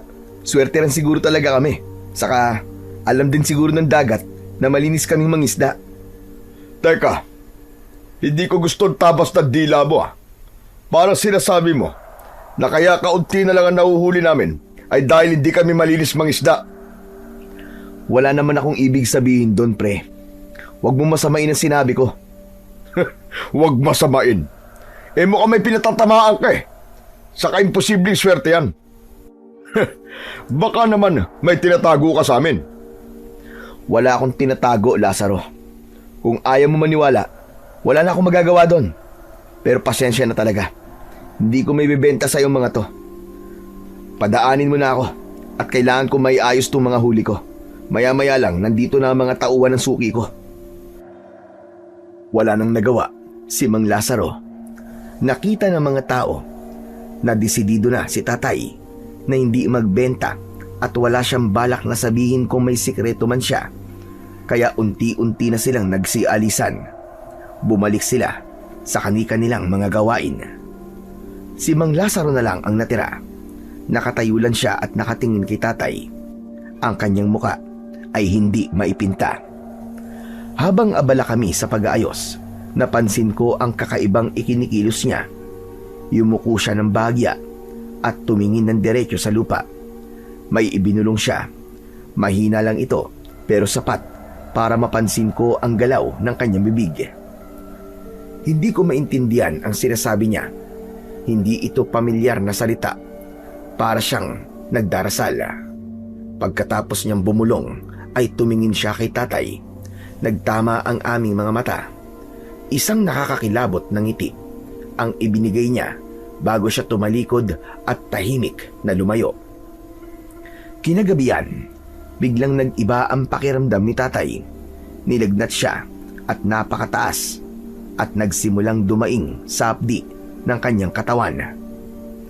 Anak, aray, ang kati ng balat ko. Tulungan mo ako, nak. Ano pong gagawin ko, tay? Bakit po ba kasi kayo nagkaroon ng ganyan? Hindi ko nga alam eh. Sobrang kati. Ang sakit. Tay, huwag niyo pong kamutin. Nagkakaroon na po ng sugat eh. Hindi ko mapigilan, JJ. Napakakati talaga. Para may gumagapang sa loob ng balat ko. Tay, tignan niyo. Bakit ganyan po? Parang tinutubuan po ng mga kaliskis. Kulay berde po at asul. Parang sa Magindara. Ano? Eh bakit naman ako magkakaroon ng ganito? Hindi kaya kagagawan to ng mga aswang na yon? Ito ba ang kapalit ng pagpapairam nila sa plauta mo? Sinasabi ko na nga ba eh. At hindi sila dapat mapagkatiwalaan. Tay, hindi. Imposible na bigyan kanila ng ganyan. Mga kaibigan ko po sila eh. Hindi nila sasaktan ng mga taong mahalaga sa akin. Huwag niyo naman po silang pagbintangan, tay. Eh sino? Sino may gawa nito sa akin, nak? Aray, ang kati. Tay, sandali lang po. Huwag niyo po munang piliting magsalita. Napansin ko na para bang nahihirapan ng huminga si tatay. Namumutla na din ang kanyang mga labi at ang kanyang mga kamay ay nanginginig habang kinakamot ang kanyang pisngi. Bigla kong naalala ang gintong plauta. Mabilis kong kinuha ito sa loob ng aking kwarto at pagbalik ko, agad akong lumapit kay tatay. Tay, makinig po kayo sa tutugtugin ko ah. Sige anak, tulungan mo ko. Hindi ko na talaga kaya, ang sakit. Ang kati. Ipinikit ko ang aking mga mata at dahan-dahang hinipa ng plauta at makalipas lamang ang ilang sandali ng patuloy kong pagtugtog, napansin ko ang unti-unting pagbabago ni tatay. Itinigil ko na ang pag-ihip sa plauta. Tay, tignan nyo. Humuhupa na po ang pamumulan ng balat nyo. Aba, oo nga no. Tsaka nawawala na rin ng pangangati. Aba, ayos pala talaga yung plauta mo ah. Nakakagaling ng totoo. Saka, nakakahinga na din ako ng maluwag. Natapos ang gabi na mahimbing na nakatulog si tatay. Masaya ako na napagaling ko siya. Kinabukasan, sabay kaming nagising ni tatay at naghanda para sa nakagawian naming pangingisda. Maayos na talaga ang kanyang pakiramdam. Naglaho na ang pangangati niya sa balat. Masigla siyang naglalakad habang pasan ang aming lambat at ibang banyera patungo sa dalampasigan. Mabilis kaming nakalapit sa aming bangka. JJ anak, mauna na ako para maayos ko ng makina. Ikaw na ang bahalang mag-ayos ng ating banyera. Sana naman hindi pumalya ang motor para mabilis sana ang ating pangingisda. Sige po, mauna na po kayo sa pagsampa. Dahil nakaparada ang aming bangka sa mababaw na bahagi, kailangan lumusong sa tubig para makasampa. Pero laking gulat ko, nang unang lusong pa lang ni tatay, ay bigla siyang napaatras at napasigaw sa sakit. Aray! Tay, bakit po? Anak, napaso ako sa tubig ng dagat. Mainit ang tubig. Mabilis akong lumapit sa tubig. Inilusong ko doon ang aking mga paa. Nangunot ang noo ko nang maramdaman ko ang lamig dito. Tay, malamig naman po ah. Ano? Imposible naman yata. Sinubukan muli ni tatay na dahan-dahang isawsaw ang dulo ng kanyang daliri sa tubig. Pero agad niya tong binawi. Halos nangilabot ako nang makita ang naging epekto nun sa balat ng tatay ko. Bumalik yung mga matitigas na kaliskis sa kanyang noo at pisngi. Ganon din sa kanyang braso at dumagdag ang mga tumubo sa kanyang binti. Aray ko! Ang kirot! Ang kati ng balat ko sobra! Tulungan mo ako, nak! Dahil sa nangyari, hindi na kami nakapangisda ng araw na yon. Napilitan kaming bumalik sa bahay. Pagdating namin sa bahay, Agad na nahiga si tatay. Nanghihina daw siya at umiikot ang kanyang paningin.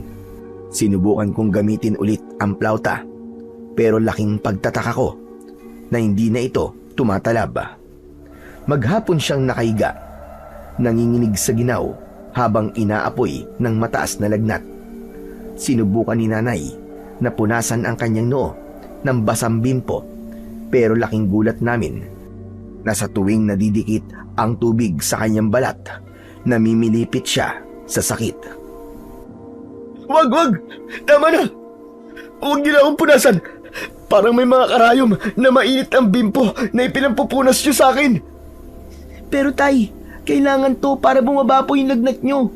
Sobrang init nyo po eh. Ayos lang ako. Hayaan niyo na lang ako. Maabdi na talaga at masakit. Parang awa niyo na. Huwag niyo na akong babasain ng tubig.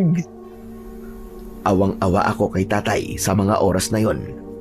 Hindi ko alam kung anong gagawin ko dahil pati ang tubig na dapat ay pampagaling ay naging sanhina ng kanyang paghihirap. Pagdating ng hapon, narinig namin ang pagtawag ni Mang Siling sa labas ng bahay namin. Agad siyang pinagbuksan ni nanay ng pinto. Pinatuloy niya sa loob ang matanda. Mang Siling? Ano nangyari? Bakit hindi kayo nakapagbenta ngayong araw? Mang Siling, may masama po kasing nangyari kay tatay. Pwede niyo po ba siyang tignan? Pumasok si Mang Siling sa kwarto. Laking gulat niya nang makita ang kalagayan ni tatay. Diyos ko, Frankie! Ano nangyari sa iyo? Hindi magawang magsalita ni tatay. Kaya naman, ako na ang sumagot. Kagabi pa po siya ganyan. Pero, napagaling naman po ng plauta. Kaya alam po na nasa dagat na siya. Bumalik po ulit yung pananakit. At naging mas grabe pa po. Hindi na po siya mapagaling ng plauta, Mang Siling. Ano na pong gagawin ko? Isinumpa na ang tatay mo iyo. Galing ito sa itim na kapangyarihan ng kalaban ninyo. Mukhang ginamitan kayo ng orasyon ng taong galit o may inggit sa inyo, JJ. Sige, kunin mo ang plauta. Hindi sapat ang itinuro ko sa iyo para maalis ang sumpang ito. Kailangan nating gamitin ang awit ng pagbabaklas. Kinuha ko ang gintong plauta at iniabot yon sa matanda. Pero ibinalik niya ito sa akin. Hindi ako iyo. Ikaw ang tagapangalaga, kaya ikaw ang dapat na gumamit. Tuturuan lang kita ng bagong nota. Sundan mo ang bawat kumpas ng kamay ko. Sige po, gagawin ko po, Mang Siling. Ang musikang ituturo ko sa iyo ay ang himig ng pagbabaklas. Ang kapangyarihan nito ay hindi lang para magpagaling, kundi para ibalik ang masamang enerhiya sa pinanggalingan nito. Habang tinutugtog mo ito, ang sakit na nararamdaman ng tatay mo ay unti-unting maglalakbay, pabalik sa taong nag-orasyon sa kanya. Itinuro na sa akin ni Mang Siling ang mga nota at pagkatapos nito ay sinimulan ko na agad-agad ang pagtugtog. Sa simula ay pumipiyok pa ako at nasisintunado. Pero sa gabay ng kumpas ng matanda, nakuha ko ang tamang tiyempo at tono. Ang tunog ng gintong plauta ay naging matalas at malakas. Napansin ko ang balat ni tatay. Sa bawat madiing nota, ang matitigas na kaliskis ay unti-unting lumuluwag at nalalaglag sa banig. Ang kulay asul at berde ay nawawala at bumabalik ang natural na kulay ng kanyang balat. Tumagal ang pagtugtog ko ng halos 1 oras hanggang sa tuluyan ng kuminis ulit ang balat ni tatay at bumaba na ang kanyang lagnat. Pawis na pawis ako at parang natuyuan ang lalamunan ko nang ibaba ko na ang plauta. Tay, ayos na po ba kayo? Oo anak, medyo maayos na ang pakiramdam ko. Pero medyo nahihilo pa ako ng konti. Ayos lang yan, Frankie. Konting pahinga lang, ay babalik na kagad ang lakas mo. Pero may isang mahalagang bilin ako sa'yo. Ano ho yun, Mang Siling? Huwag ka na munang lalapit sa taong may gawa nito sa'yo. Dahil pwede ulit siyang gumawa ng sumpa. Sino po ba ang taong yun, Mansiling? Makikilala niyo siya bukas. Makikita ninyo. May lilipat sa kanya ang ginawa niyang sumpa. Kinabukasan, pagising namin ni tatay, ay dumiretso kami sa gripo para sumubok. Tay, kumusta? Napapaso pa din po ba kayo? Di na anak, ayos na. Malamig na uli ang tubig. Dahil maayos na ang lahat, nagpasya kaming ituloy na ang pangingisda. Pagdating namin sa may bangka, sinubukan ulit ni tatay na isawsaw ang kanyang mga paa. Laking tuwa niya nang wala nang nangyaring masama sa kanya. Tumuloy na kami sa laot at nangisda. Pero habang nangingisda kami, napansin ko na parang may nakatingin sa amin. Pero pagtingin ko sa paligid, wala namang tao. Wala rin akong nakikitang bangka. Kaya naman, binaliwala ko ang pangyayaring yon. Mabilis na lumipas ang oras. Agad na napuno ang mga banyera namin. Kaya naman, nagpasya na kami ni tatay na umuwi.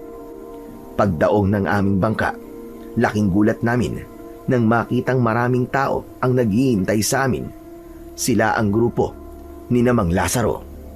Nangilabot ako sa aking nakita. Halos lahat sila ay may sakit tulad ng kay tatay. Lumapit si Mang Lazaro sa amin at galit na galit siya. Kayo may gawa nito sa amin. Anong klaseng sumpa ito? Bakit ganito mga itsura namin? Teka. Ano ba sinasabi mo, Lazaro? Wala kaming kinalaman sa nangyayari sa'yo. Huwag ka na magmaang-maangan pa. Alam namin na doon kayo nangingisda sa isla ng mga Magindarak. Nakita kayo ng tauhan ko. Kaya pala madami kayo nauhuling isda. Dahil malamang sa malamang ay nakipagkasundo kayo sa mga aswang na naroon. Hindi totoo ang mga sinasabi mo. Anong hindi totoo? At sabihin mo, inaalay nyo kami mga kapwa nyo mangingisda kapalit na masaganang huli. Galing sa kanila. At sumpang ito, hindi ba? Sabihin mo! Mali ang paratang mo, Lazaro. Hindi ko gagawin yun. Sa katunayan, ako ang unang biktima ng sakit na yan. Kagabi lang, tinubuan ako ng mga kaliskis sa buong katawan ko.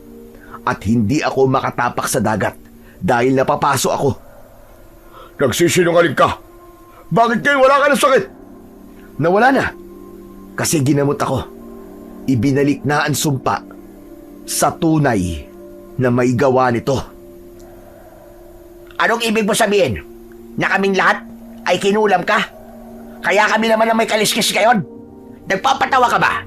Wala kaming alam sa pangungulam. Hindi ko sinasabing kayong lahat ang may gawa. Baka nililinlang lang kayo ng totoong taong gumagamit ng itim na kapangyarihan. Kung gusto nyo, pagagalingin kayo ni JJ ngayon din.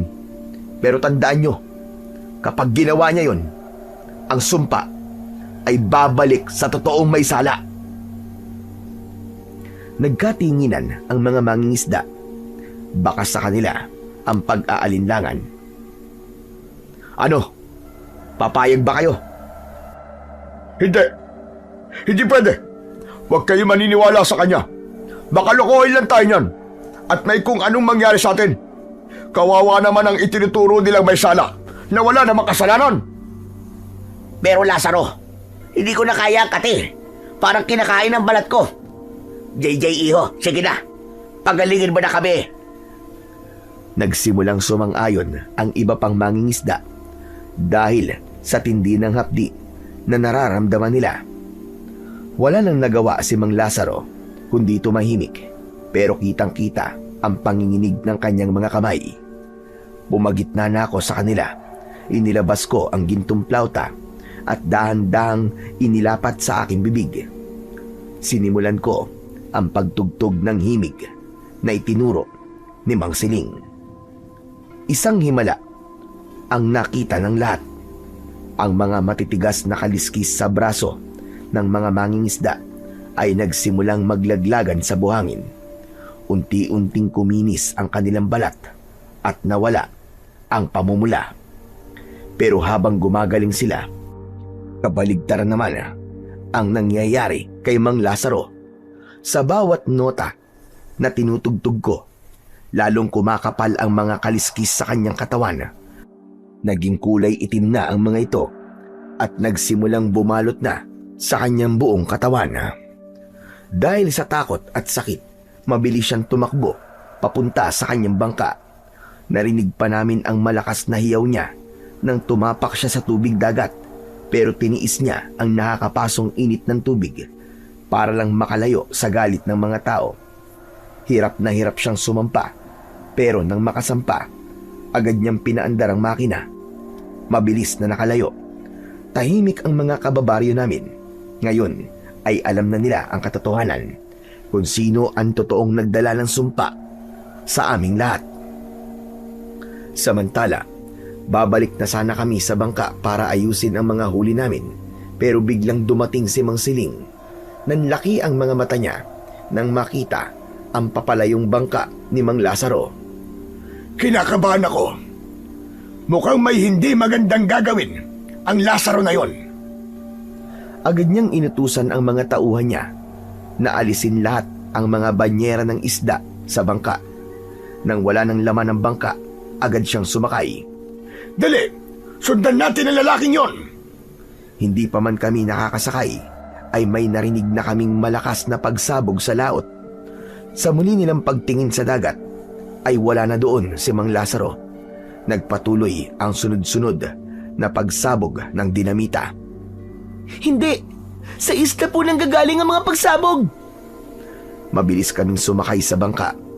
Sumunod na din ang ibang mangingisda. Nang makalapit kami sa isla, nakita namin doon si Mang Lazaro.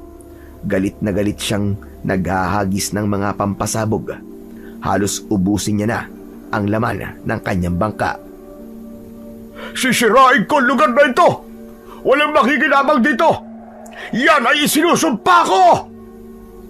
Mula sa gilid ng isang bato, nakita ko ang aking kaibigan na Magindara. Nakatago siya, pero kitang-kita ko ang galit at takot sa kanyang muka. Nakita ko din ang ibang kauri niya. Habang tinitignan ko siya, nakita kong bumuka ang kanyang bibig. At sa aking isip, narinig ko ang kanyang boses. JJ, tulungan mo kami. Ang ginagawa ng tao na yan ay magiging mitya ng kamatayan nating lahat. Hindi pwedeng magalit ang hari. Biglang tumayo si Mang Lazaro sa kanyang bangka at sumigaw ng isang malakas na orasyon. Ang mga Magindara ay sumigaw sa sakit. Napilitan silang umahon sa tubig. Matapos bigkasin ang orasyon na yon, nasasaktan sila at sabi pa sa akin na Magindara, mainit ang tubig. Nakita ng lahat ng mangingisda ang kanilang tunay na anyo. Silang mga nilalang na may kakaiba at nakakatakot na anyo. Ngunit hindi yon ang naging dahilan ng takot nila, kundi ang pagtaas bigla ng dagat. Nagkaroon ng malalakas na alon. Hindi maaari ito! Galit na ang hari ng dagat! JJ, patugtugin mo ang plauta! Yan lang ang makapagpapakalma sa kanya! Agad kong inilabas ang gintong plauta. Inisip ko ang kapayapaan at ang kaligtasan ng lahat. Hinipang ko ito ng mahaba at malinis. Unti-unting humupa ang alon. Tumigil ang paggalaw ng tubig at naging payapa ang paligid. Nakinig ang dagat sa aking musika. Pero si Mang Lazaro ay hindi tumigil. Akma pa siyang maghahagis muli ng huling dinamita, pero hindi na pumayag ang mga mangingisdang kasama namin.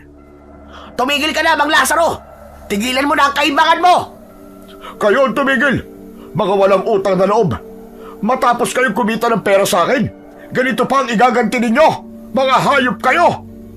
Utang na loob? Anong utang na loob ang dapat namin bayaran sa'yo, ha? Yang pera ba na siya palang papatay sa ating lahat? Sinilaw mo kami sa kwarta habang tinuturuan mo kaming lapastanganin ang karagatan. Sa tindi ng galit ng mga tao, sinugod nila ang bangka ni Mang Lazaro. Itinaob nila ito ng sabay-sabay. Nalaglag si Mang Lazaro sa tubig. Dahil sa sumpa, nagsimulang malapnos ang kanyang balat. Sigaw siya ng sigaw sa sakit. Dahil parang Tinutunaw ng asido ang kanyang balat. Pero bago siya tuluyang manghina at lumubog, inilapit ni tatay ang bangka namin. Iniabot niya ang kanyang kamay kay Mang Lazaro. "Lazaro! Humawak ka sa kamay ko!" Nagulat ako sa ginawang yon ni tatay. Sa kabila ng lahat ng ginawa niya sa amin, si tatay pa ang nag-alok ng tulong sa kanya. Hinila siya ni tatay paakyat sa aming bangka. Punong-puno ng lapnos at sugat ang kanyang katawan. Bakit? Bakit niyo pa ako tinulungan? Pagkatapos ng lahat ng ginawa ko sa inyo. Hindi ko kayang makita na may taong namamatay sa harap ko. Tinulungan kita. Pero may kapalit ito, Lazaro. Kapalit?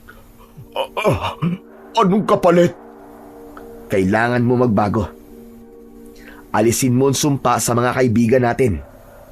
At hindi ka na rin gagamit ng anumang pampasabog o itim na orasyon sa dagat. Mula ngayon, rerespetuhin mo na at aalagaan ang karagatan at ang mga nilalang na naninirahan dito. Inutusan ako ni tatay na tugtugin ang himig na nakapagpapagaling. Habang ginagawa ko ito, ay napayuko si Mang Lazaro habang hinahabol ang kanyang hininga. Ang mga kaliskis sa kanyang braso ay dahan-dahang natutuklap, pero nag-iiwan ito ng mga peklat sa kanyang balat. Pangako hindi na. Magbabago na ako. Patawarin niyo ako. Naging payapa ang buhay sa aming baryo. Matapos ang gabing yon, ang mga mangingisdang dati ay gumagamit ng dinamita ay bumalik na sa paggamit ng lambat at tamang paraan ng pangingisda. Si Mang Lazaro naman ay naging bantay dagat. Siya na ngayon ang humaharang sa mga dayuhang gustong pagsamantalahan ang aming laot. Samantala ako naman ay sumasama pa rin sa pangingisda kay tatay. Minsan ay kasama rin ako ni Mang Lazaro sa pagbabantay sa dagat. Kapag wala akong ginagawa, namumulot ako ng mga basura na naiwan sa aplaya o yung mga inanod mula sa ibang lugar. Gusto ko kasing laging malinis ang tubig para hindi mahirapan ang mga nilalang na nakatira doon. Yung gintong plauta naman ay nanatili sa akin. Hindi ko ito ibinenta o ipinagmayabang. Sa halip ay ginamit ko ito sa pagtulong. Magmula nang malaman ng mga tao ang kakayahan ng aking plauta, hindi na lang ako naging ordinaryong mangingisda. Naging albularyo na din ako. Ginagamit ko ang musika ng plauta para gamutin ang mga may sakit na kababaryo namin. Marami ang naging gamit ng plauta. Hindi lang ito naging instrumento sa pangingisda o panggagamot. Naging simbolo din ito ng pagkakaisa sa pagitan ng mga tao at ng mga nilalang na nasa ilalim ng tubig. Dito na po nagtatapos ang aking kwento. Maraming salamat po sa pagbabasa ng aking sulat, Sir Blair. Pero may pahabol pa po ako. Iiwan ko ang isang mahalagang aral para sa lahat. Alagaan natin ang dagat. Kailangan nating alagaan ang dagat dahil ito ang pangunahing pinagmumulan ng ating pagkain. Halos lahat tayo ay umaasa sa mga isda at iba pang lamang dagat para sa ating pang-araw-araw na pamumuhay. Kung pababayaan nating marumi ang tubig at masisira ang mga bahura, darating ang panahon at wala na tayong maihahain na isda sa ating mga hapagkainan. Ipinapakita po ng kwentong inyong napakinggan na ang dagat ay hindi lamang pinagkukunan ng pagkain at kabuhayan, kundi isang banal na handog ng Panginoong Diyos na sumasalamin sa kanyang kasaganaan at pagmamahal sa sangkatauhan. Ipinagkatiwala sa atin ang likas na yaman nito hindi upang abusuhin, kundi upang alagaan at igalang. Sapagkat bawat alon ay tahanan ng mga nilalang na may sariling papel sa balanse ng kalikasan. Bagamat tila malaya at sagana ang mga isda sa karagatan, may hangganan ang biyayang ito kung ang ating pagkuha ay lalampas sa tunay nating pangangailangan. Sa pamamagitan ng responsable at may malasakit na pangangalaga, masisiguro nating mananatiling buhay, masagana at mapagkalinga ang dagat. Hindi lamang para sa atin ngayon, kundi para rin sa mga susunod pang henerasyon na magmamana ng mundong ating iniingatan.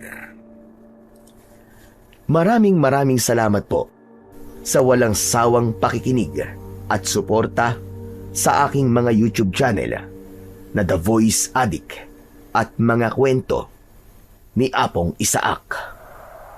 Hanggang sa muli at pagpalain nawa kayo ng puong may kapal.